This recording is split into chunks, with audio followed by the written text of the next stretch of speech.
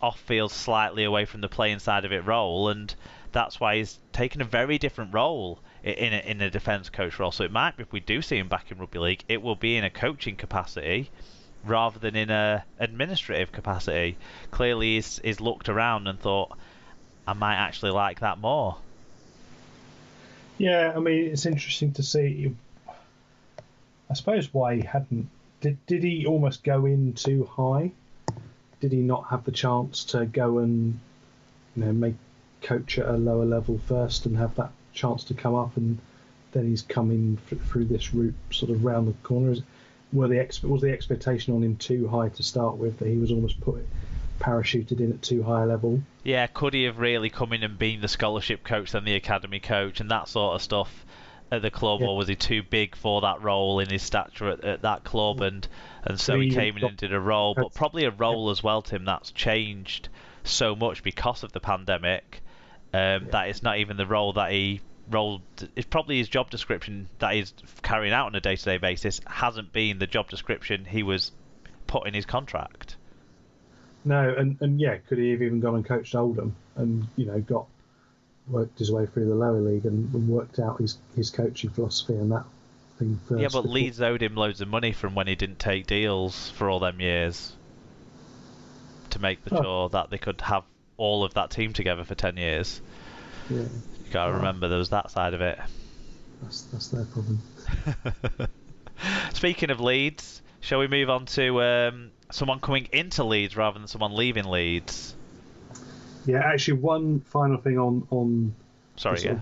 An MND subject is, I don't know if you've seen, but Leeds have released a cracking range of motor neurone disease association supporting training wear this week, and I've ordered myself a training top which is looking fantastic. The sort of stuff that Kevin Sinfield could have worn when he was making huge profile raising fundraising efforts for the charity, for Rob Burrow.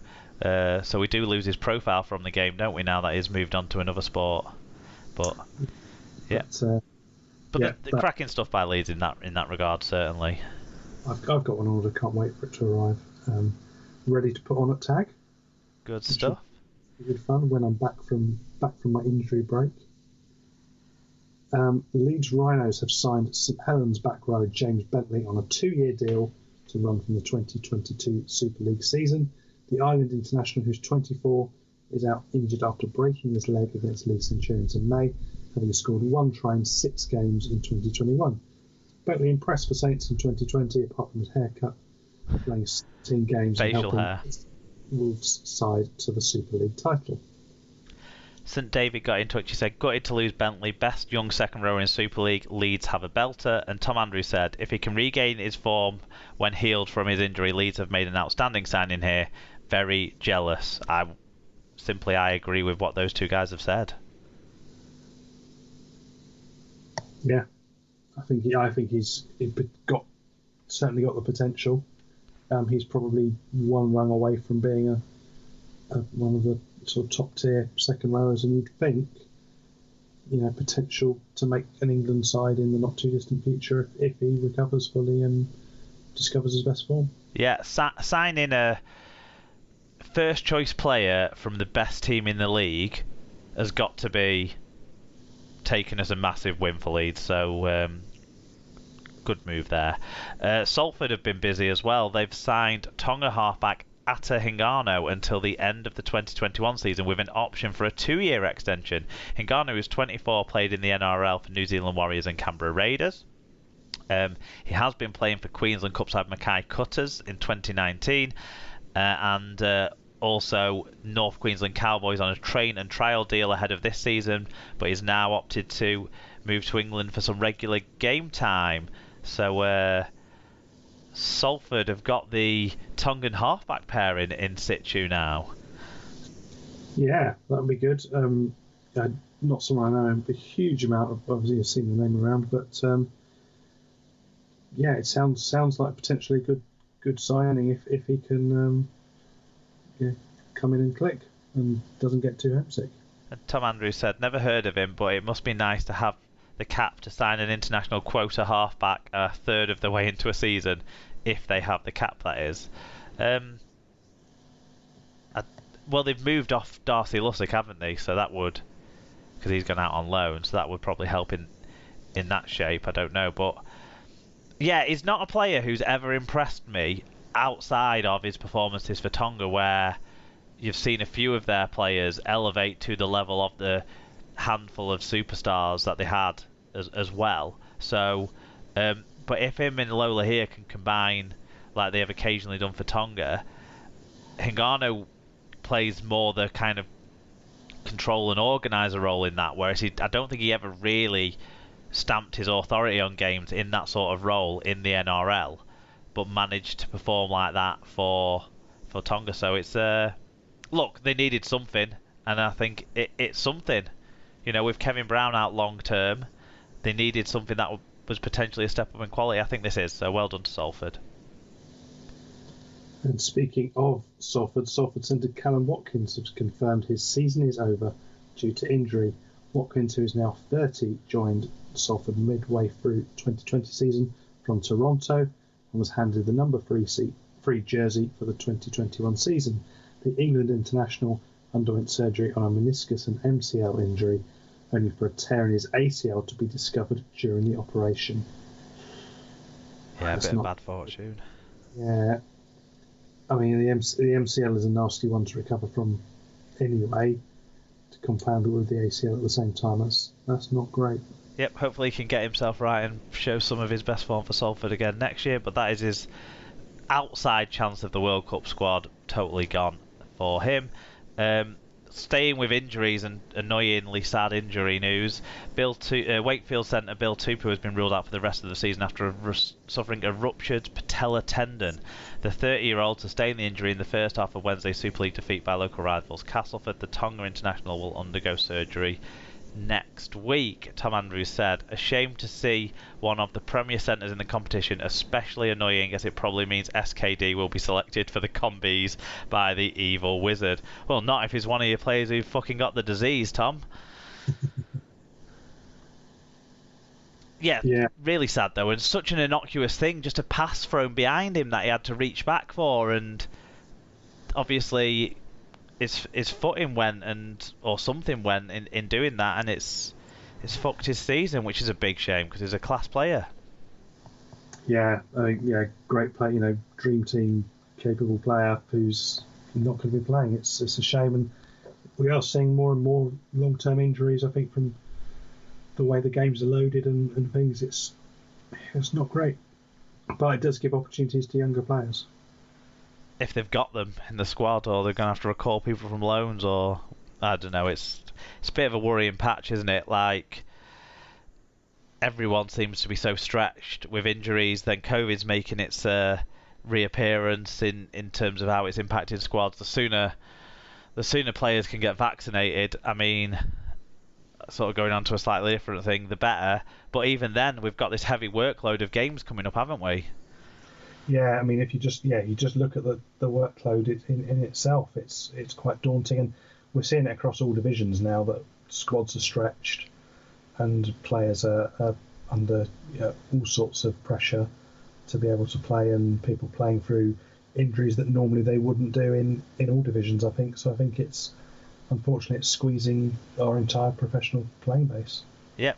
Now on to the shock story of the week. Tim, do you want to amaze the listeners with what's happened? Yeah, it's a big one. Warrington Wolves will sign Castleford back rower Oliver Holmes and centre Peter Matautia on a 3-year and 2-year deal respectively from 2022.